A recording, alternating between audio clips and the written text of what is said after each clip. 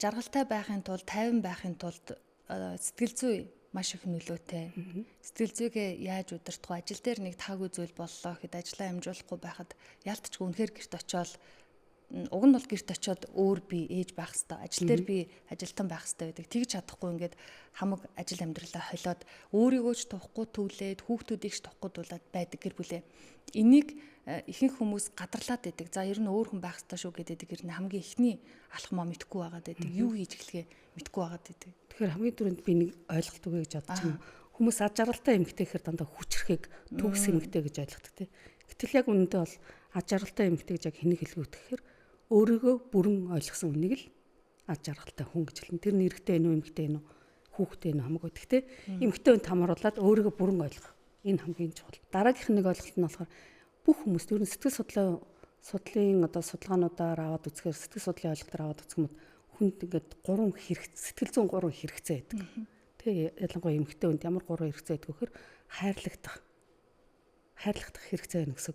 Энэ хайрлагдах хэрэгцээг эмэгтэй хүн өөрөө гэр бүлээсээ, үр хүүхдээсээ, хань ижлээсээ, хамаатан саднуугуудаас, ах дүүсээсээ ингээ авах юм бол сэтгэл зүйн аюулгүй орчин маш сайн бүрэлдэнэ гэсэн. Аюулгүй байдал.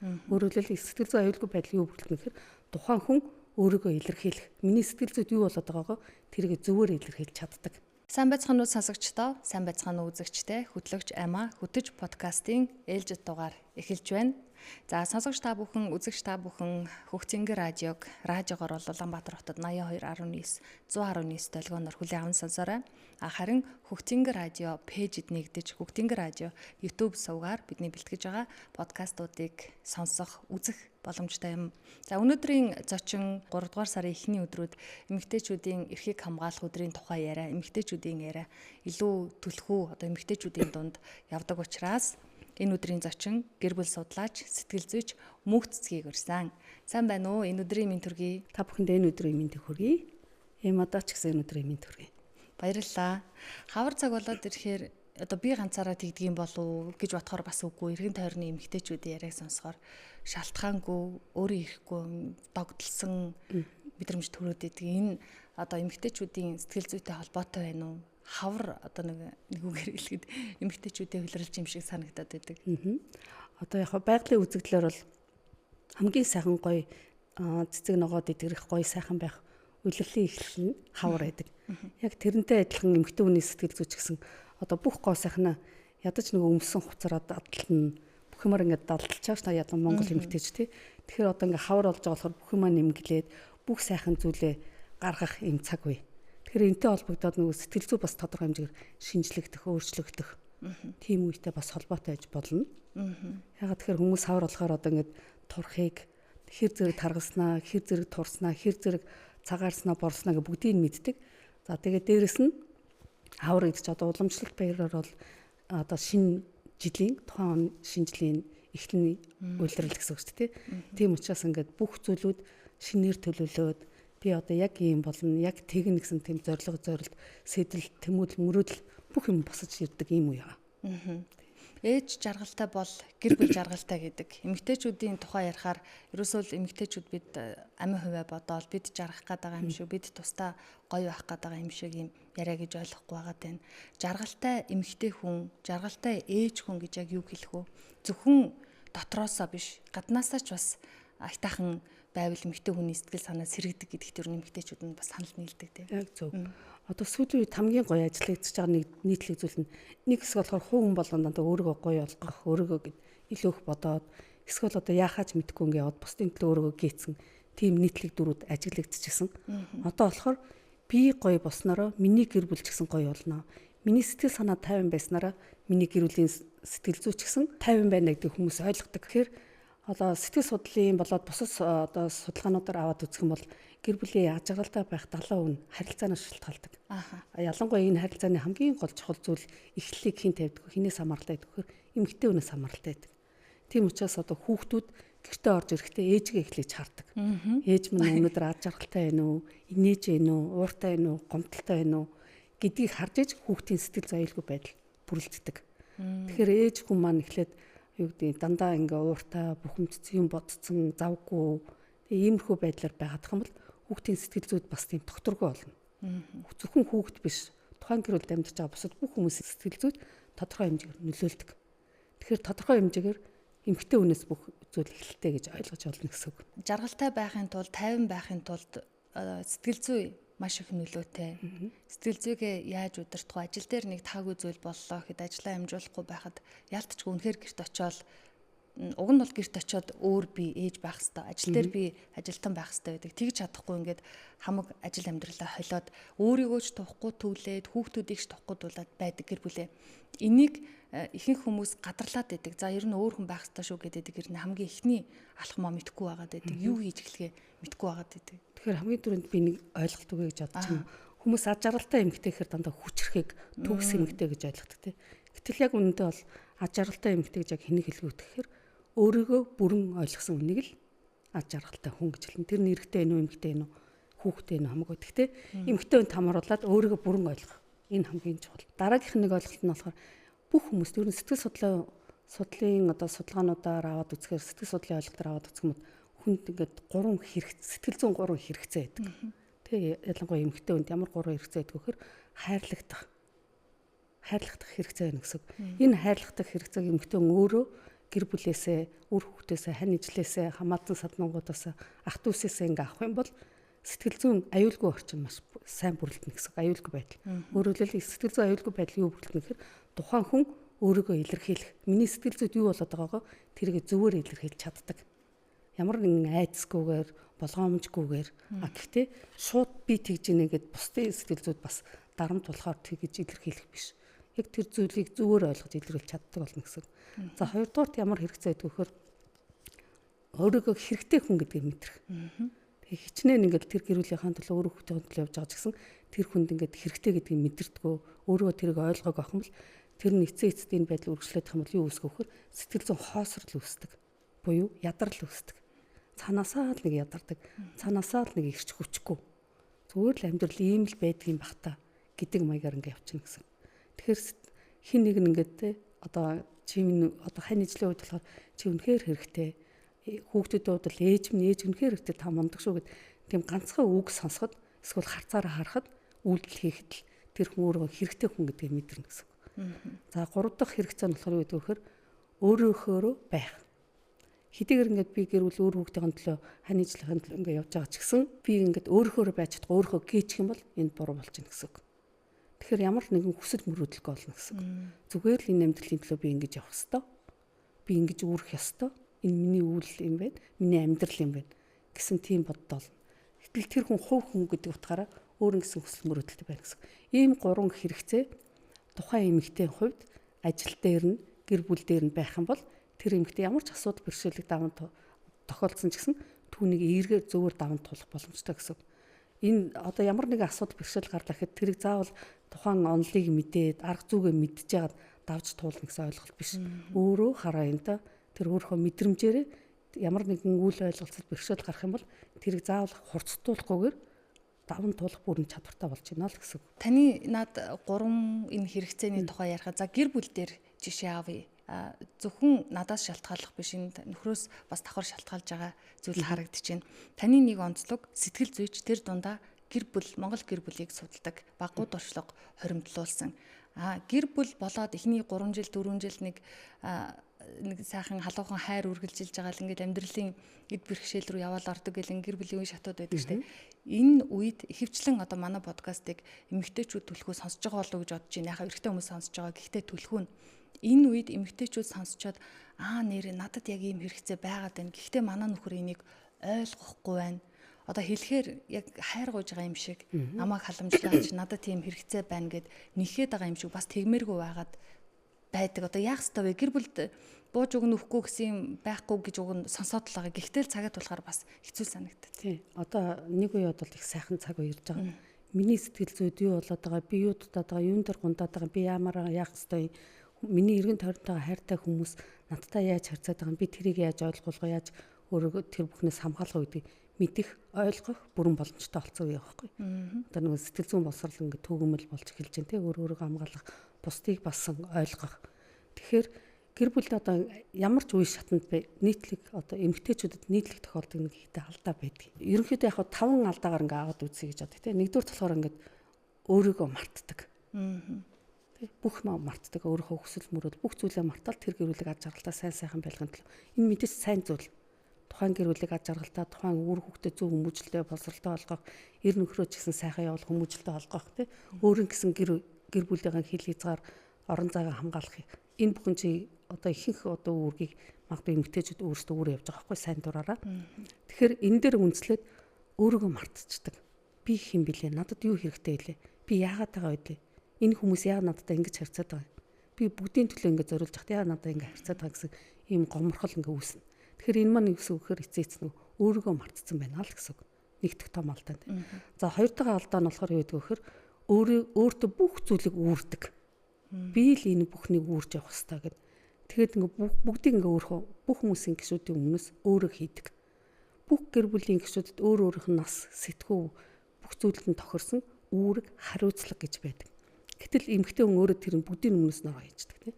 Хүүхдийн төлөө хүүхдийнхөө өмнөөс бүх юмаа хийн. Хүүхд нь ямар ч нэг ажил хийх боломжгүй, чадваргүй болчихно. Нөхрийнхөө өмнөөс бүгдийг хийн. Нөхөр нь тэр эхнэр маань бүгдийг хийж ийн гэж ойлгохгүй. Нөгөө ээж нь өмнө бэлддэг гэсэн шиг яг тийм сэтгэлгээтэй болчихдог. Тэгэхээр эмэгтэйчүүдийн нэг ойлголт нь гэртээ байхдаа ээж хүн шиг нөхрийнхөө өмнө яг ээж шиг нь харьцдаг. Хүүхдэд хомч гэсэн бүх зүйлийг мэдээж ээж болно. Эмэгтэй хүн маш олон дүр тавлна. Маш олон дүртэй. Одоо ээж байна, эхнэр байна, тий, найз байна, эмэгтэй байна, ажилтан байна, өөрөө хувь хүн байна. Маш олон дүр. Тэгээ эмэгтэй хүний бас өөр нь гэртээ тогооч, нэмч байна. Асар хамгаалагч байна, хуульч байна, зохицуулагч байна, шоу менежер хүртэл бол тий бүх зүйлийг хийдэг. Гэхдээ л өөрийгөө мартчихдаг. Өөртөө бүх зүйлийг үүрдэг. Тэгэхээр энэ маань юу гэсэн хэрэг хэрвээ энэ байдал ингээ удаан үргэлжлээд байх юм бол тухайн үедээ гой байлаа ч гэсэн тухайн үедээ би л энэ бүхнийг үлгэрлэж хийхгүй бол гэж бодож байгаа ч гэсэн хүчрхэг эмэгтэй юм шиг өөртөө тэр үе санагдана. Хэрвээ удаан ингээ үргэлжлээд байх юм бол сэтгэл зүйн ядрал үүсдэг гэсэн. Цаанаасаа л нэг ядардаг те түрүүний миний хэлдэг нь ямар ч хүчгүй нэг гүлийсэн нэг сайхан зүйлд итгэхгүй гадагшаа гарах дурггүй ямар нэгэн шинжилэлт хийх дурггүй болчихно. Ийм болчихно гэсэн. Эн чинь эцэст юу гэж өгөхөр нөгөө сэтгэл зүйн ядрал үүсэж байгаа гэсэн үг нэгдүгээр. За хоёрдугаар гурав дахь нэг зүйл нь болохоор эмэгтэйчүүдийн нэг чухал зүйл алдаа нь хит хүлээдэг ямар нэг зүйл. Яг үнэ. Тий. Жишээл одоо би ингээ хийж юм бол хүүхд минь илүү сайн явна. Нөхөр минь намайг ойлгоно. Намайг дэмжинэ. Ингээд талархах маягийн тийм зүйл маш хит хүлээдэг. Гэтэл тэр нь ирэхгүй болохоор уран маш их хугардаг. Би юу н хэний төлөө яах гэж ирсэн тий. Яах гээд энэ юу н зөв юм буруу юм гэсэн бодролтойгоор юм хийгээ явагддаг. Өөрсдөө. За дөрөвдөг нэг алдаа нь болохоор юу гэдэг. Өөрийгөө илэрхийлж чаддаггүй. Зөв. Өөрийнхөө сэтгэл зүг зөв илэрхийлж чаддаггүй. Нэг бол уурлал, гомдлол, өглөөл яншаад идэг. Гэтэл яг яагаад байгаа гэдэг тэр ерөөсөө илэрхийлж чаддаггүй. Би ч гэсэн ээж хүн, би ч гэсэн эхнэр хүн, би ч гэсэн бэр. Гэхдээ би бас хувь хүн. Надад ийм хүсэл мөрөөдөл байна. Би ч гэсэн амархыг хүсэж байна. Би бас ингээ ойлгуулахыг хүсэж байна. Би хайрлахыг хүсэж байна. Би нэг удаа ч гэсэн нэг цагаар илүү унтмаар байна. Би нэг удаа ч гэсэн өглөөний хоол цаг хиймээргүй байна. Өглөөр нь тий гэдгийг ингээ илэрхийлж чаддаг байх хэрэгтэй байхгүй. Зүгээр хийж. Тэгэхгүй тэгэл би дандаа гэдэг ингээ буруу зүйлээр ингээ явчихаар бас буруу болчихно гэсэн үг байхгүй тий. Тэгэхээр эмгтээчдийн дөрөвдөг алдаа нь энэ гэсэн өөрийгөө илэрхийлж чаддаггүй. За тэгээд эцэст нь өөрөө ямар нэгэн хүсэл мөрөөдөлгүй байдаг. Ямар ч зорилго байхгүй. Өөр нь өөрийнх нь зорилго нь үр хөвгөдөд нь сайн яваасаа, боловсралтай яваасаа, дэд сургуульд ороосаа, зөв өмчлөлтэй болоосаа, нөхөр маань гайгүй яваасаа, манай гэр бүл бусад хүмүүст үлгэр жишээ болоосаа мэдээч зөв. Гэхдээ өөрийн хүсэл мөрөөдөл байхгүй. Тэр гэр бүлийн дотор ээж хүн ад жаргалтай байх юм бол тэр гэр бүл тэр чигээр ад жаргалтай байна. Ээж хүн өөрөө хүсэл мөрөөдөлтэй байх юм бол тэр нь ч гэсэн өөр гэр бүлийн гишүүд ч гэсэн тодорхой хэмжээр нөлөөлнө. Бид нар бусад хүмүүс хараад энэ хүн аягүй гоё зоригтой юм яг энэ хүн шиг болдгийг. Энэ нэвтрүүлэгч юм, энэ хөтлөгч, энэ жүжигчин их гоё зоригтой юм. Тэг тэр дуурай гэхээсээ илүүтэйгээр хажууд нь нөлөөлж байгаа. Тэр сэтгэл зүйн хамаг гол түвшиг тулгуур болж байгаа. Гол эхлэл болж байгаа. Ээж аав эмэгтэй хүнээс нь эхлээд өөрийн зоригтой тэмүүлэлтэй тийм байх юм бол аяндаа тэр өөр хүүхдэд нь ч гэсэн бас үлгэр дуурайл чихэн бодит үлгэр дуурайл болно. Тэгэхээр ийм таван зүйлээ мартчихад байгаа юм. Одоо та бид хоёрын ярьж байгаа энэ сэдв за эмэгтэйчүүд нэг 20-аад наснд 30-аад наснд 40-аад наснд ийм байдгийн байна гэж байгааг 20 настай эмэгтэй 20 настай охин сонсоод ойлгох болов энийг яг ойлгох аль байгаа юу? Би бас сүлд нь ингэ боддгийн. Хэрвээ 40 наснд амьдралд нэг ийм юм тохиолддог шүү гэдгийг хэн нэг нь надад 20 наснд хэлсэн бол би тэрийг ойлгож авч чадах байсан болов? Эсвэл яг энийг өөрийнхөө амьдралаар туулж иж ойлгож байсан болов гэж боддог. хамгийн зөв эхний зөв ойлголт нь болохоор яг 20 настайтай хүмүүс чинь нөгөө ялгаагаа сайн хүлээн зөвшөөрч чаддаггүй. Яг нөгөө хайр дурлал гэдэг нэг романтик ч юм уу маш гоё дэврэн сохор хайртай үе тийм зүйл дээр илүү их байдаг шүү дээ. Тийм учраас ингээ миний ханиж намайг би өстө хорвогийн хамгийн гоё хайраа олоо суудсан. Тэгээ миний хайрч намайг насан туршдаа хайрлан би тэр насан туршдаа хайрлах гэсэн итгэл илүү их байдаг. Гэтэл тэрний цаана хоёр өөр ертөнц хоорондоо нийлж байгааг харахаа ойлгоогүй, хүлээн зөвшөөрөөгүй тий. Яг тэгэхээр одоо залуу хосуудад хэлдэг. Та хоёр хамгийн түрүүнд ялгаатай байдлаа хүлээн зөвшөөрөөрэй. Та хоёрын өссөн орчин өөр. Одоо ах トゥ ус нэг нь одоо олуулаа нөгөөх нь цөөхөл өссөн байж болно. Нэг нь хөдөө орон нутагт нөгөөх нь Улаанбаатар төв суурин газар өссөн байж болно. Нэг нь сэхэд нөгөөх нь ажилтны гаралтай чинь бүх зүйл өөр байна. Гэхдээ та хоёрыг хооронд нь нэгтгэж байгаа зүйл нь бие рүүгээ тэмүүлсэн хайр. Энэ тэмүүл дээр үндэслээд ирээдүйн амьдралыг сайхан бүтээх итгэл энэ байгаа. Гэхдээ энэ итгэл хайрыг хадгалахын тулд явах ёстой ялгаатай зүйлэл хүлээн зөвшөөрнө. Яг миний шиг над шиг гэж ойлголт байж болохгүй шүү. Тэгмэл буруу болно. Нэгдүгээр. Хоёрдугаар та нарт ялгаатай байдлыг хүлээн зөвшөөрөхийн тулд маргалдах зүйлүүд гарна. Ер нь ад жаргалтай төгс амьдралтай гэр бүлд маргаан байдгүй гэсэн ойлголт биш шүү. Энэ ямарваа нэгэн зүйл үйл ойлголт маргааныг зөв даван туулдаг л энэ чадвартай байна гэсэн үг байхгүй. Тэгэхээр одоо юу гэдэг залуу усууд маргааныг анханасаа л эхнээс л зөв маргалдаж сурна. Асуудлыг ингээ хураахгүй хуримтлахгүй тий. Яг гэвэл сэтгэл дотор хураасан сөрөг зүйлүүд хураагцаар агаад нэг өдөр маш хүчтэй дэлбэрнэ. Тэр яг тэр дэлбэрлэлийн нөлөөг нөгөө хүмүүс нь хүлээж авах уугүй юу? Хэр өртөх үү? Хэр тисэж гарах уу гэдэг нь бас хэцүү. Тийм учраас ер нь бол тэгтээ яг нөгөө хурааж чадлаа гэд юу хураах ёсгүй гэд шууд гаргаад байж бас болохгүй. Нэг удаа Монголын нэг гоё гэрүүлийн уламжлалын гоё зүйл гэдэг чинь нэг удаа уучлна, хоёр дахь удаа уучлна, гурав дахь удаага хэлнэ. Хэлэхдээ зүгээр сайхан ширээний ард биеийг харж байгаа сайхан олж аваад найзаа хайраа чи нэг удаа намайг тэгсэн шүү. Тэр үед надад хэцүү байсан шүү. Гэл ганцхан тэр утгаа хэлээл дахиад өөрөө мэрэхгүй. Тэрийг үргэлжлүүлээл тэгсэн чи тэгээд ингээд хэрэггүй. Тэгэхээр буруу болчихсон. Тийм байна гэсэн. За дараагийнх нь маргаанаас хэрэглэх зүйл нь юу вэ гэхээр заавал ам хэлээрээ хараад харцаараа хараад тулалдж байгаасаа илүүтэйгээр чат бичиж болно. Одоо сошиал орчин үедтэй. Чи ингэж хэлэхэд нь би энэ чинь дургүй байсан. Чи ийм зүйл дээр ингээд битээрийн асуудал ажих чи хөндлөнгөөс тэр хүнийг оролцуулаад тийм учраас би энийг зөвшөөрөөгүй маа. Тэр дургүй зөвхөн миний дургүй байсан шалтгаан зөвхөн энэ байсан шүү гэдгийг ойлгоно. Яг юун дээр дургүй байсан гэдгийг л яг ялгаж хэлнэ гэсэн. Тэгэхгүй болохоор ингээд бүх юмд нь буруу болсон юм шиг нөгөө хүмүүс нь миний бүх зүйл дургүй байна. Бүх зүйлийг хүлээж авахгүй ингээ ойлгоод ингээ бас буруу ойлголт зэлүүлсэн гэсэн. За эсвэл хураажгаад хоёлаа нэг сайхан сард нэг удаа нэг сайхан ярилцчихъя гэд. Гэтэ ярилцах тэр газараа гэр бүл дотроо биш.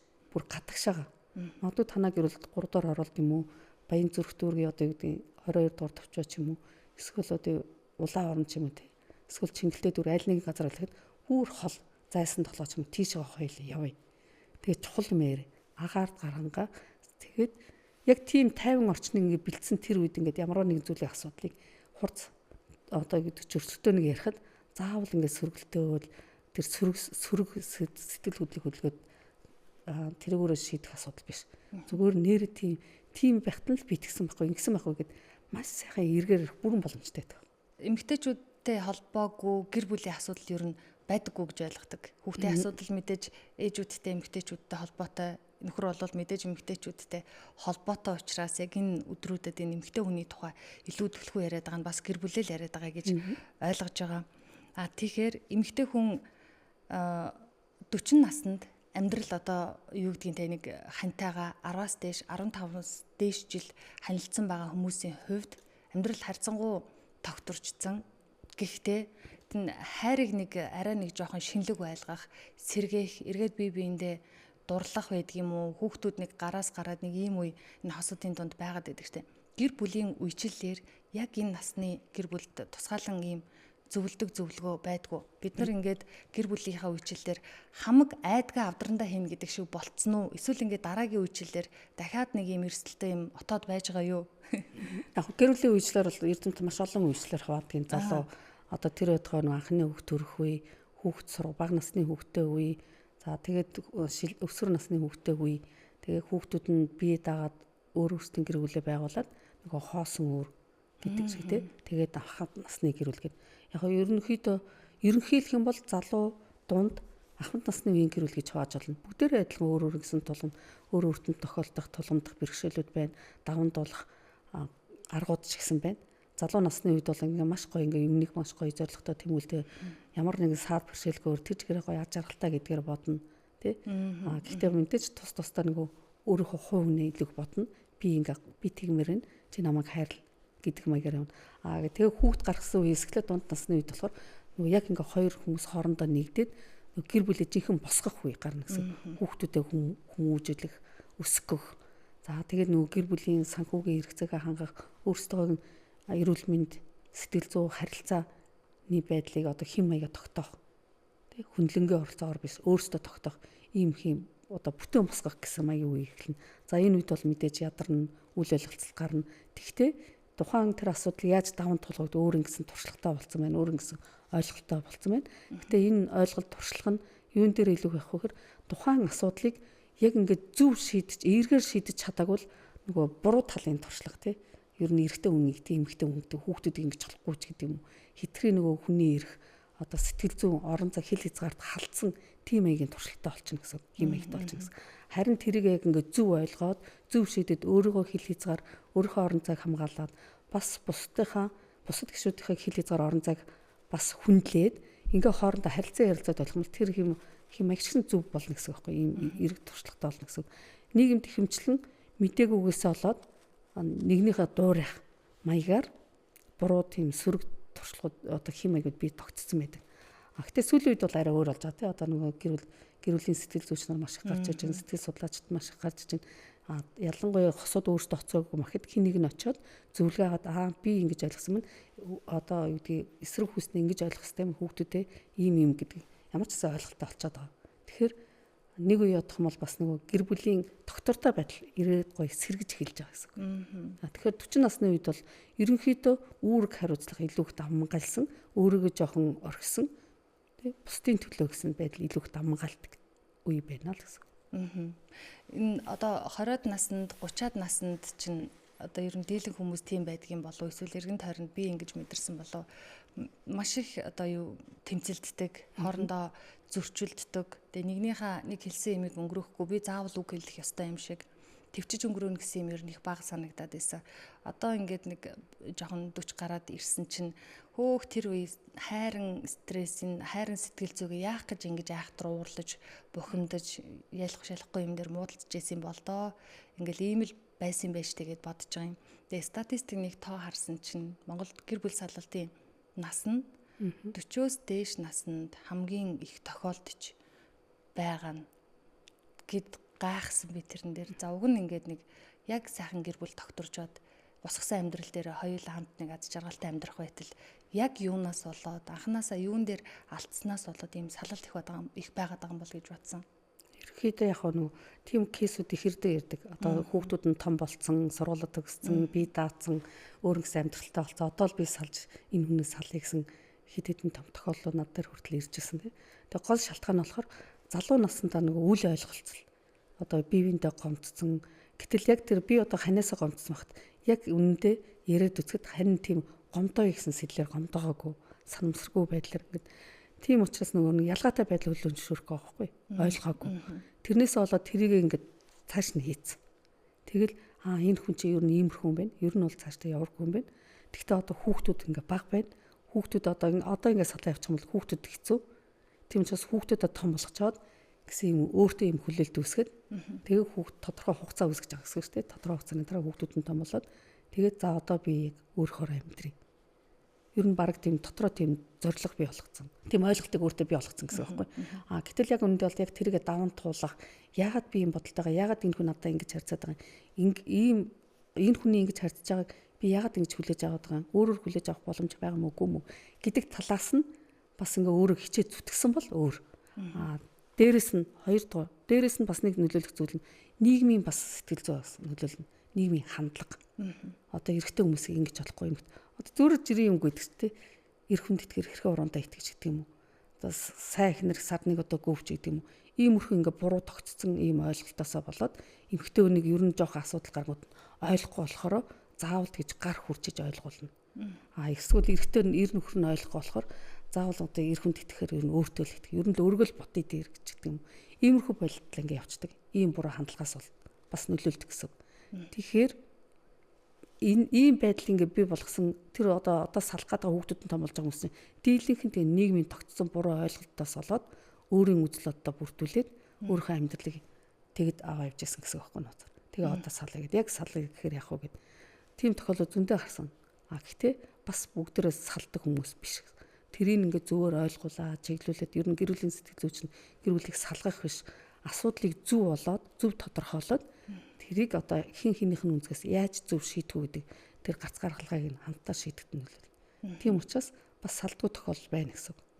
Магадгүй ингээд 40-с дээш насны гэр бүлийнх нь салдаг гэсэн үзүүлэлт бас юу байх л та.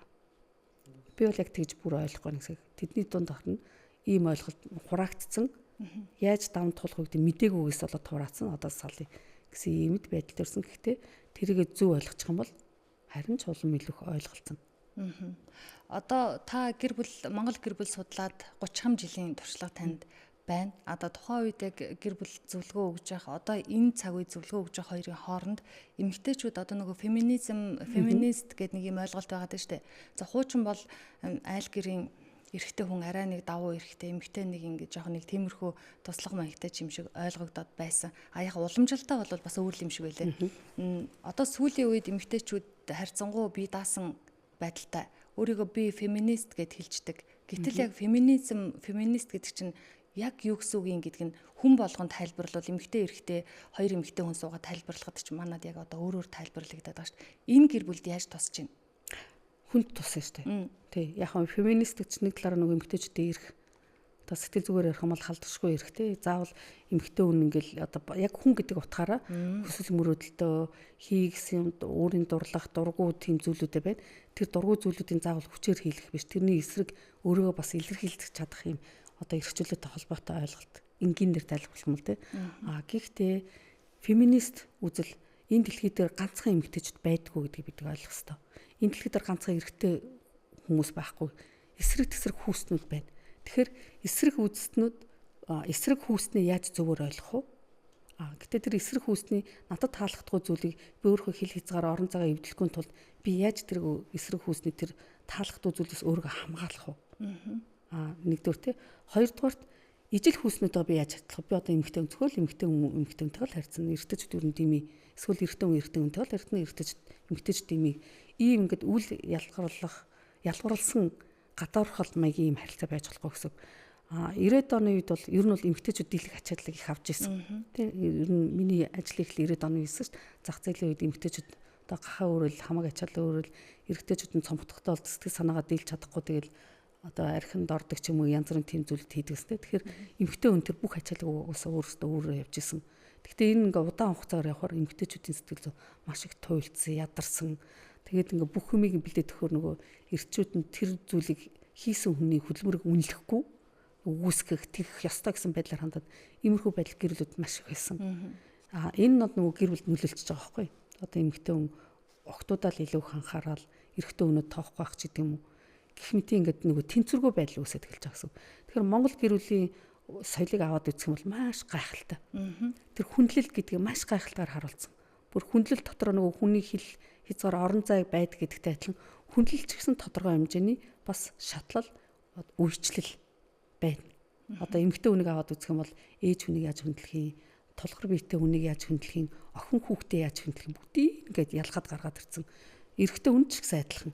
Аав хүнийг яаж хүндлэх үү, те? Хүүгээ яаж хүндлэх үү? Бүгдийн тэр чигээр ингээд маш гоёор ингээд хүндлэг тэр чигээр бааш нарийн заагаар гаргаад ирсэн. Сайн судлаад үзэх юм бол за дээрээс нь монголчууд юм нэг олон зүйлд ингээд сатаарал ингээд хийгээд нэг хүний толгой эргэмж гэдэг юм уу? Ямар хэцүү юм бэ? Ямар ингээд төвшөөхөр тийм нэг соёл амьдралын хэм маягийг бий болгоогүй. Үрдүүл хоёрхан зүйл дээр тогтсон тий. Хориглох, цээрлэх ёс, эрхэмлэх ёс. Тэгэл тэр цээрлэх ёсон дээр юу гэх хэвчтэй. Эрэгтэй хүн дээр одоо сайн одоо эрэгтэй хүн дээр бол муу нөхрийн шинж, муу эрийн шинж гэдэг юм тий. Муу хүүгийн шинж. Одоо эрэгтэй хүн дээр болохоор сайн эхнэрийн шинж, сайн эмэгтэй шинж, сайн охины шинж гэл эрхэмлэх ёстой гэх маягаар ингээд сайн моогоор ингээд бүгдийг ингээд тодорхой гаргаад ирсэн. Тэгэл тэр бүгдийг л ингээ өөрөөсөө ойлгоо явуучих юм бол Энд чинь ингээ аяндаа ингээл би заавал энэ өөрийнхөө үзэл хамгаалах хэрэгтэй. Чи заавал тэгэх ёстой гэдэг юм нэг бие биенээ сөргөлдсөн тий хит ингээд хамгаалалт үүсгэх шаардлагагүй л гэсэн үг байна. Одоо орчин үед феминизмын тухай ярихад феминист үү гэл эмэгтэйчүүд нэг нэгнээсээ би феминист гэл хэлж байгаа сонсогддог шүү дээ. Одоо би өөрийгөө одоо феминист талдаа гэж боддгийн. Гэхдээ энэ ойлголтыг би бодохдоо одоо юу гэдгийг зүгээр нэг гэртээ жишээ татхад таны сая Монгол гэр бүлийн хүндлэл гэдэг шиг тийм ээ. Одоо хандаа нөхөртөө цайныхаа дээжийг хийж өгөөд эмэгтэй хүний нэг яг хийх ажлууд бас байна штэ. Тэрнтэй яг ингээд үгүй ээ би өнөөдөр цай хоолныхоо дээжийг иднэ гэж булаацалдж байгаа даа биш. Зүгээр л эмэгтэй эрэгтэй гэхгүй за байгалийнхаа хуулиар бол эмэгтэй хүмүүс хүүхдээ гаргаад арай илүү анхаарал хандуулад өсгөөд хөхүүлээд хооллох нь бол угаасаа зүй ёсны хэрэг. Бусдаараа болвол зүгээр л эмэгтэй хүн илүү биш эрэгтэй хүнээс дутуугүй гэж ойлгодгороо феминист гэх гээд байдیں۔ Харин буруу ойлгоод нэг жоохон тайлбарлаад байгаа тохиолдол байгаад гэж байна. Энийг та яаж тайлбарлах вэ? Одоо яг миний ойлголтоор би хувийнхаа ойлголтоор феминист үзэл гэдэг нь юу гэхээр эмэгтэйчүүдийн оролцоо нийгэмд бас байх хэрэгтэй. Тэ? Улс төрч гэдэг юм уу нийгмийг хөгжүүлэхэд яг л гэр бүл эмэгтэйчүүдийн дийлэнх нь одоо гэр бүлийн аз жаргалтай байх нь эмэгтэй хүний оролцоо илүү нөлөөлдөг гэдэгтэй адилхан эмэгтэйчүүдийн оролцоо нийгэмд маш их байх хэрэгтэй. Нэг хэсэг үе болохоор эмэгтэйчүүдийг нийгэмд оролцуулдаггүй. Жишээ нь хамгийн ингэж ингээд улс төрд тэ гишүүний эзлэх хувь нь ямар байх вэ гэх мэтэр ийм зүйлүүд байсан. Энийний төлөө одоо нийгмийн үзэл болгож феминистүүд гарч ирсэн гэсэн үг байна. Гэхдээ энэ феминистүүд бол гэр бүл доторх энэ харилцааг одоо соёлыг тэ эрэгтэй хүнтэй одоо цайныхаа дээжийг өгөх тэ гэх мэт ийм зүйлээс эсэргүүцэж гарч ирээгүй. Эсэргүүцсэн тийм ойлголт биш гэсэн үг байхгүй чинь. Зөвхөн л одоо эмэгтэй хүн ч гэсэн эрэгтэй хүнээс дутуугүйгээр энэ дэлхийг бас авч явж чаддаг юм аа. Бараг ч илүү авч явж чадна. Ив найрамдлыг тогтоогоод эмэгтэйчүүд одоо хүчээр ингээ аваа явдаг бол эмэгтэйчүүдэр хүчийг зөөлрүүлээд нөгөө софт скил гэдэг шиг тийм ийм байдаг чаддаг гэдэг нь нийгмийн одоо тэр нөлөөлөл үүднээс феминистүүд гарч ирсэн байх гэж би тэгж ойлгодог. Тэр үүднээс ч бисэн энэ үзлийг би дэмждэг. Гэхдээ гэр бүлийн соёлыг чи ч гэсэн галаа төл би ч гэсэн галаа төлнө гэдэг нөгөө эрх үүргийн тэгш үүрэг хариуцлагын үед нөгөө феминист адилхан тэгш хэрэгтэй байна гэсэн утгаар гарч ирсэн байтал гэр бүл дотор байгаа тэр соёлыг үгүйсгэх маягаар гарсан гэсэн ойлголт биш байгаа байхгүй. Хэрвээ би феминист үзэлтэй. Гэхдээ би бүх эрэгтэйчүүдийг үзэн ядаад байвал эрэгтэйчүүд ер нь тийм эрэгтэйчүүдийн итэг гэдэг юм бол надаас хүү төрсөн. Тэр хүүд ямар ойлголт төрөх вэ? Миний охин эрэгтэй хүнтэй гэрэл хожим гэрлэн эсвэл эрэгтэй хүмүүстэй хамт ажиллана. Тэгэхэд ямар байх вэ? Тэ? За дээрэс нь би ингээд дандаа эрэгтэй хүмүүсгүй орчинд амьдраагүй. Миний ажлын хамт олонд эрэгтэй хүн байна. Гудамжинд эрэгтэй хүмүүс байна. Тэр болгоныг би феминист гэл ингээд эсрүүцээл ийм хаалт үүсгээд ингээд яваад ин чинь буруу ойлголт болж байгаа байхгүй. Тэгэхээр тэр үгийн ямар зорилгоор үүссэн, ямар үүрэгтэй байх хэвээр, ямар хариуцлагатай байх хэвээр ач тусны юу гэдгийг зөв ойлгосон цагт би феминист зөв ойлголт гэсэн. Тэр дотор эрэгтэйчүүд дотроос эмэгтэйчүүдийг дэмждэг, ээжигээ хүндэлдэг, хайрладаг, тий? Бүр өстөний эхнэрийн төлөө яхаас ч буцахгүй эрэгтэйчүүд зөндөө байна шүү дээ. Гэтэл ингээд тэр феминист гэдэг үзлээрээ нэг эрэгтэйчүүд дандаа хүчирхийлэх гэсэн юм хүчирхийлэгч байдаг гэсэн юм ойлгодог учраас эн чинь буруу. Нэг гэр бүлийн доктортой байдалч сөргөөр нөлөөлнө, нийгэмч гэсэн одоо эсрэг хүүснүүд эрэгтэй эмэгтэй хүмүүс биеийн үзэлч гэсэн бас доктор хэмжээр нөлөөлнө. Эмэгтэйчүүдийн эрхийг хамгаалах өдөр төгсөж байгаа болохоор яг энэ феминизмын талаар энэ феминист эмэгтэйчүүдийн талаар цохос бас яриа гэж бодсон. Одоо тэгэл би феминист гэл хин нэгэнд хэлчүүл би яг ингэж хэлж байгааг үлдээ. Гэхдээ босод хүмүүс тэр дундаа эрэгтэйчүүд юу гэж бодох бол за энэ нэг эмэгтэй ч одоо ингээл гэртээ очивол нөхрөө дарамтлал амьдарч яадаг эмэгтэй юм байна гэж бодчих үедээ уг нь бол энэ биш ээ.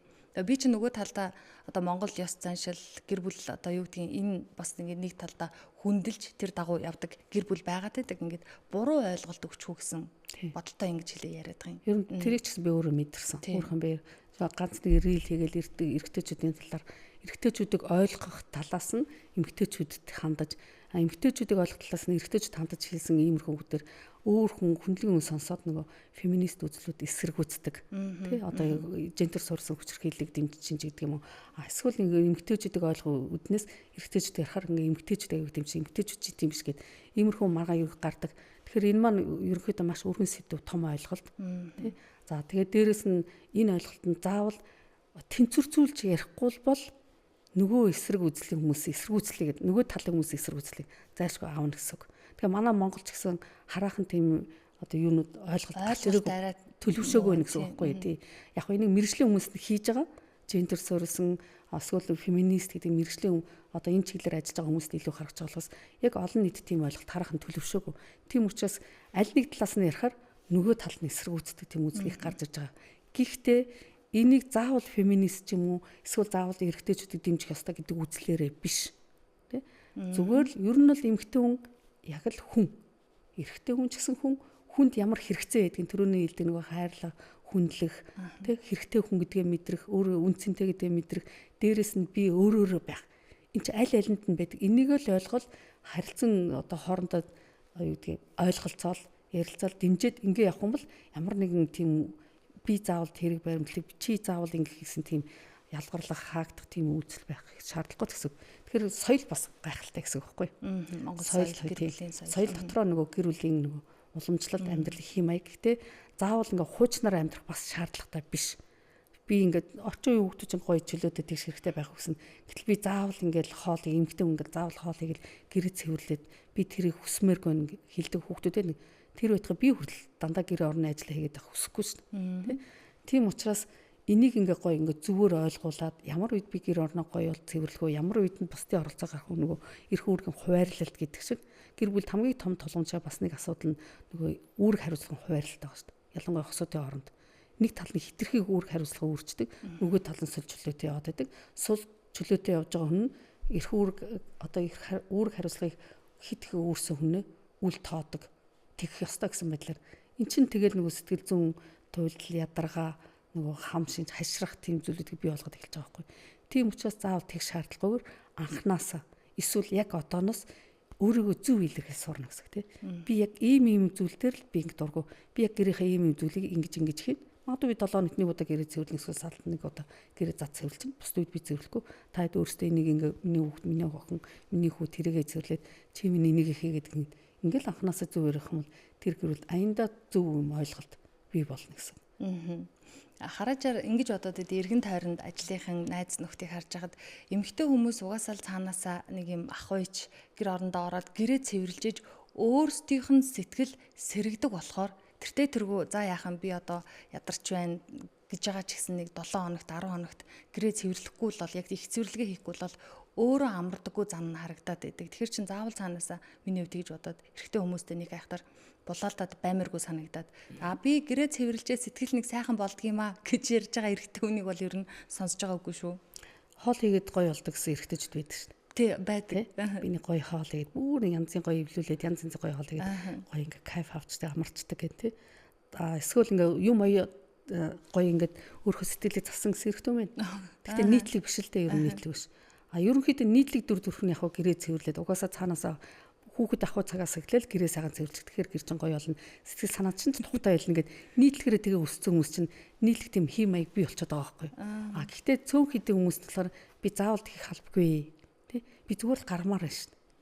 Тэ? Эсвэл би зүгээр гэрээ цэвэрлэхгүй бохирдуулахгүй зүгээр ингээ баймаар ш 50 баймаар гэдэг ч юм уу тэ. Би заримдаа манай нөхөрч гэсэн бас тэгдэг шүү. Гэрээ гоё цэвэрлжээж гээл. Тэг би амар ядраад унтмаар байдаг. Тэг босоочтой эмэгтэй хүн байж гээл тий. Наад үг чинь бас босооч эмэгтэй хүн байж гэрээ цэвэрлгээд. Тэг би бол өөрийнхөө илэрхийлнэ. Үгүй эн чинь миний гэр. Би өөрийнхөө гэртэй байна. Би өөрийнхөө гэртэй хизээ цэвэрлэнэ үү, хизээ унтах уу миний асуудал. Би айлд байгаагүй. Гээл чинь тэг манай хөө загаал ойлгож байна. Тэрний орног л заавал ингээ маргаад авах шаардлагагүй. Гэтэ би өөрийнхөө илэрхийлж чадж байгаа зү. Би өөрийнхөө гэртэй байна. Эн чинь миний гэр. Би өөр гэртээ унтна. Би айлд унтаагүй. Би айлын гэр цэвэрлэв. Гэдэг маяг ингээд өөрийгөө илэрхийлж сурах нь хамгийн чухал байхгүй. Тэгээ өөрийгөө илэрхийлнэхээр заавал би бол феминист үзэл те би бол ингээд те сүртэй юм яриалаа. Тэгээ орчин үеийн эмэгтэй хүн учраас би өөртөө их завгүй хүн учраас гэдэг маяг ингээд тийм сүрж гэдэг юм одоо орчин цаг хүүхдэд ирдэг. Тэгээ ярих юм бол зөрчлөх үүснэ. Эсэргүүцэл заавал гарна гэсэн. Зүгээр л би гэртэй байна. Би миний гэр би өөрийнхөө гэртэй байна гэдгээл зүгээр хайтаа ойлгож. Тэгэхээр нэрээ тийштэй гэдэг. Хамгийн ингээ ойлголт нь энэ аахгүй. Энэ эмхтэй юм байж чи гэрээ цэвэрлээч эмхтэй юм байж чи арчаатай байгаа ч гэл энэ нэрэл хүүхэд байхаас сонсож өссөн үг байгаад энэ гэр бүлд том болоод зөрчил үүсгэд хэний давуу ч юм уу хэний сул тал болж гэр бүл тогтох уу? их дарамттай шүү дээ нэг чинь байнга өсөөл тий. Би нэг сайхан ингээл нэг гоёхт охин хүүхдээ ээжтэй юм уугаа. Үгүй харин эмэгтэй хүүхд болохоор охин хүүхдээ чи юм аа эндүүд чи эмэгтэй юм биш гэрээ цэвэрлээч гэдэг ч юм уу.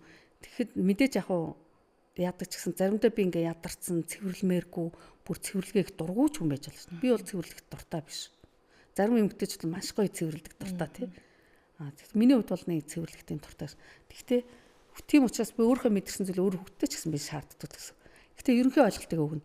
Ер нь бол гоё цэвэрхэн байх юм бол тий цэгцтэй гоё байна. Сэтгэл санаа маш гоё тайван байна.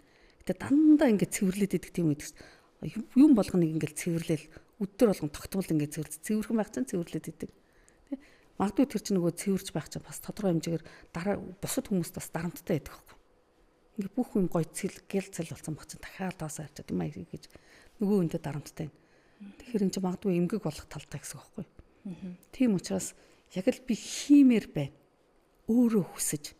Гэхдээ би бохор зааван байна гэдэг нь бол бас буруу болчих жоох байхгүй. Бүх юм бохор заавал юм. Үнэхээр бохор заав бүх эрүүл ахуйн шаардлага хангахгүй болно ш. Тэрийг л сайн зүгээр ойлгуулаад яг би үнэхээр гоё цэвэрлэн хиймээр нь хийнэ л гэсэн үг байхгүй. Тэгээ уламжлалтай ойлголтоор бол бас нэг монголчуудын хувьд бол бас гэрээ маш гоё цэвэрлдэг үе байна. Хамгийн ихний нийтлэг ойлголт нөгөө цагаан сарын өмнө тий гэрээ маш сайхан зад цэвэрлээл бүх тоос шоргоогүй л нэг зүйлийг болон тохоо үлдээхгүй үлдээх юм бол тийм манай гэрэл нэг болохгүй зүйл болчихно гэд маш гоё ингээд бүх гэр бүлээр гоё цэвэрлдэг бүх гişүүд оролцдог эрэгтэйчүүд нь гадна талдаа эмэгтэйчүүд нь дотн талдаа цэвэрлэдэг тийм үү тэр үедээ сайхан зад цэвэрлээл бусд үед нь хөнгө цэвэрлэгээгээд явчихвал боломжтой дээрэс нь одоо орчин үед бол нөгөө гэр бүл айгүй минимал болж байгаа. Нэг холны тавилга мавилгын нэтэрэ байхгүй тий. Хөнхөө хэдэн чухал зайлшгүй шаардлагатай хэдэн зүйлүүд лээ. Бусд нэг холон зүйл байхгүй болсон. Тэгэхээр ч бас амар болж байгаа гэсэн үг. Бас хэлбэр болж байгаа. Тэгээ нөгөө технологиуд ч гэсэн гараад ирсэн байна. Өнөөдөр хоёлаа эмэгтэйчүүдийн сэтгэл зүй, эмэгтэйчүүд гэр бүлдээ, эмэгтэйчүүд яавал аз жаргалтай байх гэл ер нь эмэгтэйчүүдийн тэнцвэрийн талаар л илүү ярилцаад байна. Таны сэвгүй сэтгэлийн эрэлтгээд ихний ном байдаг шүү дээ. Энэ номн дээр надад анхаарал татсан хідэн сэдвүүд байсан. Одоо энэ дээр жишээ нь 100-тай бүү бай гэсэн агуулга надад чухал хэрэгтэй санагдсан. Энэ бол найз нөхөд, гэр бүл, ажлын газар гэл ерөөсөө л эмэгтэй эрэгтэйч гэлтгүү. Сэтгэл зүйд асар том хэрэгтэй сэдв гэж бодсон. Энийг та нэг дэлгэрүүлж өгөөч. 100-тай бүү бай. За одоо хамгийн энгийн жишээ нь одоо багш нар дээр аваад үзье тийм нэг хүүхд гэрийн даалгавар хийгээгүй гэж болно. Эсвэл хичээл дээр өмөлцсөн байна. Тэнгүүд байнга тэргээр бодчихно. За гайгүй чи тий гэдэг нэг шүдэндээ зууцсан гэдэг шиг. Гайгүй чи чамаас дүн гарах үед чинь тий шалгалтын үед чинь гээд яг тэрнтэй л нэг ижил ойлголт байгаа байхгүй. Хүн өөрчлөгдөж олно. Нэг агшныг бүх насны агшин гэж бас ойлгож болохгүй л гэсэн үг. Тий одоо нэг өөрийгөө харсан гаднах талын өнцгөр гадна талдаа нэг ядарсан юу гэдгийг зөвөр ижирийн юм байж болно шүү дээ. Стайл энэ нэг угаасаа л юм гээд эсвэл одоо ингээ маш гоё гэлцэлгсэн энэ уг мундаг гоё гээд ингэж дүгнэж болохгүй л гэсэн үг байхгүй. Бүх юм хуурч өөрчлөгдөн. Гэхдээ таны харагдаж байгаа тэр зүйл цаад дотоод шалтгаан бас өөр байдаг. Тийм учраас та ингээ гаднах талыг хараад тэргээр ойлгох юм бол энэ чинь яг 100 тоолж байгаа гэсэн үг байхгүй. Ажил дээр тий чи надад таалагддаг үг хэлсэн учраас ингээ тэр чигээр нь дүгнждэг. Гэтэл тэр үг нь үнэхээр буруу миний буруу байсан байж болно шүү дээ. Тэ? Би өөрөө тэр дүгнэлт хийж чадахгүй болохоор тэр хүн надад үннийг хэлснээр би зууж байгаа байхгүй. Энэ яхад ингэж хэлдэг гайгүй чи гэд. Энэ байдал нь ажил дээрээ нийгмийн харилцаан дээр боловсролын орчинд тэгээд гэр бүл дээр ингээ байх юм бол тухайн хүнтэй хамааралтай хүмүүсийн хувийн хөгжилд садаа болж ийн гэсэн үг. Өөрийн эрх мэдэл илүү давмгаалж ийн гэсэн үг. Тэгэхээр энийг маш энгийн хэлгээр нөгөө 100-таа битгий бай гэдэг нь тэр байгаа. За бас нэг сэдв байна. Энэ номыг яг сэтгэл зүйн хувьд жоохон савлгаатай байхдаа уншиж таарад яг энэ өгүүлбэрийг зүгээр л гарчгийн уншаад миний санаа амарсан. Агуулгыг уншаад ямар азар цагаа тааруулж энэ номыг олж уншсан гэж бодсон. Зарим зүйл бидэнд үрдүүлдэх гэж ирдэггүй гэсэн байсан. Ингээл хэлсэн чинь тийштэй юунд нь ингэж хямарч шаналж байсан байна гэж бодогцоо. Энийг одоо магадгүй тэр номыг уншаагүй өмнөх бит хоёрын ярилцж байсан подкастыг сонсоогүй хүмүүсийн хувьд бол ойлголт таруу байгаа болов. Тий. Одоо жишээл зарим зүйл бидэнтэй хамт үлдэх гэж ирээгүй гэсэн үг байгаа шүү дээ. Энд чинь өсгөнхөр намайг гомдоож байгаа, надад таалагдахгүй байгаа Ер нь бол сөрөг талыг л илүү голчсон гэсэн үг байхгүй. Ихэнх хүмүүс энийг ойлгохгүй ягаад тэр хүн намайг гомдоож байгаа юм. Би хүний төлөө ингэж зүтгэж яхад би ийм зүйлийг ийм хийж яхад ягаад надад ирж байгаа харин ийм гэж үү гэ тэрийг ингээд бүр ингээд одоо юу гэдэг өөрийн болгоод үргэлжлүүлэн бодоод үржүүлээд ургуулan бодно гэдэг шиг тий. Тэгээ бүр ингээд бүх насны туршдаа сэтгэл зүйд ингээд хадгалаа явчихдаг. Тэгээ энэ байдал ингээд цаашдын одоо таны одоо харц, биеийн хилэмж, хүсэл мөрөөдөл, ажлын гүйцэтгэл бүх зүйл харилцааны чадвар, чанар, амьдралын чанар бүх зүйлд нөлөө тодорхой хэмжээгээр илэрлээ гаргаад яваад байна гэсэн. Тийм учраас зарим зүйлийг март, орхи. Тухайн цаг үед л ирсэн би ингээд буруу ойлгоцсон. Намайг жоохон гомдоосон юм байна. Надад таалагдахгүй зүйл байна гээл.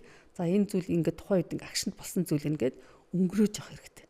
За өнгөрөөнө гэдэг чинь зүгээр ингээд амархан юмыг мартна гэдэг боломжгүй шүү дээ. Ер нь бол хүмүүс мартгээд идэгтэй. Мартах боломжгүй. Хамгийн гол нь зүйл нөхөө тэр зүйлийг тэр таалагдахгүй зүйлийг надад ингээд юуг ойлгуулах гэдэг юм. Эерэг болгож хувиргах тэр чадварыг л хэлж гин гэсэн үг байна. Хувиргах гэсэн. Нэгэн тэр зэмийг би муу чигээр нь аваад явах зүйл биш. Тэрийг би ингээд өөртөө ашигтайгаар хувирах уу? Өөрийгөө яаж өөрчлөх вэ? Хүнийг өөрчлөхөд амархан биш. Ер нь бол тий. Өөрийгөө өөрчлөхөд амархан. Эхлэл жоох хэцээдэг байхгүй. Тэр утгаараа тэгж байсан. Нэр бодоод байсан чинь бүх юм надад таацуулж байх ёстой юм шиг, бүх юм миний хүснээр байх ёстой юм шиг болоод л хүн ар дээр нь итгэл найдварын ар дээр сэтгэлээр унж минийх юм шиг бодож байгаад ар дээр нь ундаг юм шиг санагдсан. За одоо хавар цаг аль хэдийн болсон гадаад улаарч байна.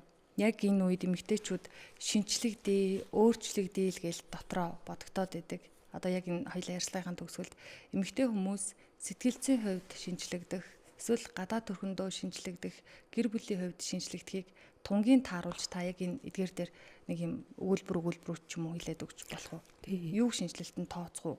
Өөртөө хэвшүүлэх нэг хит хитэн санал тавьмаар. За нэгдүгürt ингээд гоё талархаж сураарай. Хин нэгнээс гоё талархал магтаалыг хүлээж авахаас илүүтэйгээр өөрөө ихлэ талархаж сур. Өөртөө талархаж сур. Би өнөөдөр ийм сайхан нэвтрүүл, ийм зүйлийг хийгээд ийм сайхан бүсгүйд амт сууж байгаа. Өөртөө талархаж байна. Энэ орон цай энэ цаг хугацаа надад ирсэн би өөртөө талархаж байна. Ийм сайхан гэр бүлдээ тэгээ намайг ойлгодог, дэмждэг юм ханижилтэй талархаж байна. Тэгээ намайг ингээ үргэлж урагшаа чиглүүлж эрч хүчтэй болгож байгаа үр хөвгтдээ талархаж байна гэд өөртөө талархаж сурна. Нөхөртөө талархаж сур ханижилтэй. Тэгээ гэрүүлийнхэн гişүүдтэй үр хөвгтдээ таларх. Өдөр болгон ийм талархлыг хийгээ сур. Ятаж нэг үгээр. Нэгэндээ зориулж, өөртөө зориулж нэг өгүүлбэрээр, ханижилтэй зориулж нэг өгүүлбэрээр эсвэл одоо гэр бүлийнхэн гişүүдтэй тий. За эсвэл үр хөвгтдээ зориулж ийм гурван зүйлийг өдөрт гурван өгүүлбэрийг яг ингээ анхаарлаа төвлөрүүлж хэлэх юм бол таны тархинд маш том өөрчлөлт гарна. Өөрөөр хэлбэл тэр нь юу гарах вэ гэхээр допамин, серотонин ялгарна. Маш чухал. Хоёрдугаар танд өгөх зөвлөгөө нь гоё инээж сур. Ямар ч шалтгаангүйгээр инээж сур. Одоо бид ингээ амьдралын төлөө зүтгэсээр байгаад бид нар энийхээ мартцсан байна. Бид нар ямар үед инээх вөхөр хин нэгэн одоо үр хөвгт арга зөвөр нэг инээгээд дуусаа. Эсвэл хошин шог үзэл тухайн үед ингээ нэг 20-30 минут инээгээд дуусаа. Гэтэл цаан чи инээх йогагээ гараад ирсэн маа тий. Тэр инээхгүй. Та яг маш гоё чин сэтгэлээсээ гоё инээх юм бол шалтгаан хайхгүйгээр инээх юм бол таны тархинаас 4 төрлийн гормон ялгарна. Маш үр ашигтай гэсэн үг тий. Тэр допамин, серотонин тий окситоцин гэ 4 төрлийн ингээд ад зарлууд гормонууд ялгарна. Хэрвээ та инээхгүй байх юм бол энэ гормонуудын ялгаралт багасна. Зүгээр нэг хаяа нэг одоо нэг ямар нэгэн зүйл зорилготой хүчит зорилго төрөнгүүд серотонин чи ялгарна. Ямар нэгэн хүнээс урам таашаал авах юм бол допамин ялгарна. Нэг өглөө нэг гүгээд явах юм бол ингээд тий гэх мэтийн зүгээр хаяахан л юмнууд ялгарна. Тэгэхээр байнгын тогтмол ингээд өдөр болгон ядаж нэг минут ингээд чин сэтгэлээс хүүхдтэй хамт инээ. Зүгээр шалтгаангүйгээр. Нөхөртөөгөө хамт инээ. Тэгээд инээгч чинь бас гоё тоглоом хэрэгтэй тоглоно. Бас хамт ганцаараа инэх биш хамт толноор нөхөртөөгөө хүүхдтэй инэхээр эн чинь жинхэнэ таны ад жаргалын гормонуудыг бүтэн зэрэг ялгаруулна. Тэгэхээр инээж сураар гэртээ гоё инээж сураар тоглож. За 3 дахь нь өөрийгөө хайрлаж сур. Одоо бид нар өөрийгөө хайрлах гэдэг зөндөө олон хүмүүс мэдчихэж байгаа шүү дээ. Яг яаж хайрлах юм? Өөрийнхөө сэтгэл зүг зүгээр илэрхийлж сурна гэсэн үг байхгүй юу? Би хиймээргүй, би тэгмээр гэдгээ зүгээр л ингээр л хэл. Тэрийг заавал ууртаа, гунигтаа тийм маягаар хэлэх шаардлагагүй. Өөрийгөө илэрхийлж сур. Тэгэд хийх юм маш гоё төгс хийж сур. Ажил хийвэл дуслаа, ус хийвэл уустал гэдэг шиг тийм. Гэрээ цэвэрлэх юм бол цэвэрлээд орхих биш. Дуустал нь цэвэрлэл. Гэхдээ ингээ ядраад байвал тэр хэсгийг л цэвэрлээд дуусгаж. Гэдэг маягаар тийм. Ийм маягаар өөртөө ядрахгүйгээр бусдад бас зөв ойлголт өгөхөр. За би гэрээ ялахад 3 шаттайгаар цэвэрлэе гэж хэлж болно шүү дээ. Эхний хэсэг нь би энийг цэвэрлэнэ. Тэгээд би хэсэг амарж агаад маргааш нөгөө дөр энийг хийн. Тэ? Тэгэхээр нөгөө хүмүүс нь ойлгох шүү дээ. Тэгэхгүй ингээд хiyууч хэлэхгүйгээр өөрөө ячаад чиний цэвэрлж дотоо орчих ингээл нөгөө бас нэг эсэргүүцэл авна гэсэн үг шүү дээ. Тийм ч тэр юм байна. За дөрөвдүгürt нь өөрийн гэсэн хүсэл мөрөөдөлтэй бай. Мөрөөдлийн самбараа хий. Тэрийг ганцаараа хийж болно. Өөрөө энэ 2026 онд яг ямар эмэгтэй болмоор байна. Хүссэн дөрөө өөрөө үгээрээ бич. Хүссэн дөрөө зургаараа бүтээ. Тэгээд өөртөө харуул. Юун дээрээ би гоё олмоор байна. Биеийн галбир дээрээ нүү, эрүүл мэнд дээрээ нүү, нүүр царайны төрх дээрээ байна уу, санхүү дээрээ нүү, ажлын амжилтан дээр нүү. Зүгээр л хүс юм бол маш олон зүйлийг биш. Тэ? Тэгэхээр нөгөө хитрхи ингэ сарнаа явчихна гэсэн. Тэгэхээр яг хүссэн томтой хэд 1 2 3 тийм зүйлээ гаргаад тэрнийхэн төлөө л тэгээ зүтгэн нь явна гэсэн. Иймэрхүү зүйлийг л ингийн хэдэн зүйлийг хийчих юм бол тэгэл та зүгээр л аяндаа та дотроос ч ингээд аж аргалын гормонууд чи ялгарах юм бол дотроосоо би яамаар байна, яаж сэргмээр байна гэдэг чинь өөр дотроос ч л сэргээд байна гэсэн. Тэгээ өөртөө гоё цаг гар, өөртөө амрах эрхийг өг. Бид нар амарч чаддгүй бас. Тэгэхээр амралтаа бас гоё зөв хэрэглэнэ гэсэн. Тэрний өсөхөөр заавал амарч ийн гээл ингээл баах олон хүмүүстэй найралдаал тий. Тэгээл нэг гашуун нисэн юм уугаал маргааш нь ядраал тий. Тэр зүйл хэрэггүй. Үнэхээр таныг ядарна ирч үуч чинь бүрэн хогс орно. Дээрэс нь таны ууж байгаа энэ идэлж хэрглэж байгаа ийм алкогол төрлийн юмнууд хэмжээтэй хэрэглэхгүй бол хэтрүүлж хэрэглэх юм бол тань тэдүүгөө тантай хамт амьдарч байгаа хүмүүс ч гэсэн гой сайхан харагдахгүй. Тэгэхээр ингээд магадгүй хэмжээтэй хэрэглэж болох ш найзтайгаа зүгээр вайна уугаал зүгээр сайхан юм яриад багынхаа найзтайгаа уулзч олно. Ажил хэрэг дээр гой санаа нийлдэг найзтайгаа уулзч олно тий. Гэх мэт ингээ уулзалт хийгээд ярилцж олно. Эсвэл сайхан унтаж амар. Эсвэл сайхан кино үздэг. Гэтэ хэтрүүлж болохгүй. Хэтрүүлэх юм бол буруу болчихно гэсэн үг. За. Гэх мэтийн зүйлийг ингээ хэрэгжүүл явах юм бол тэгэл та гэр бүлийн аж аргалын түлхүүр гэдгээ л ойлгоно гэсэн. За баярлалаа танд.